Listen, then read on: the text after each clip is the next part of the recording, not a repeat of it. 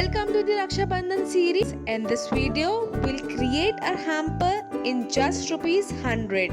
For that, we need a wooden basket, some cheesy bliss of rupees 20 each, some kurkures of rupees 5 each, a cake of rupees 10, Cadbury lollipops of rupees 5 each on the either sides. Secure everything with a sellotape.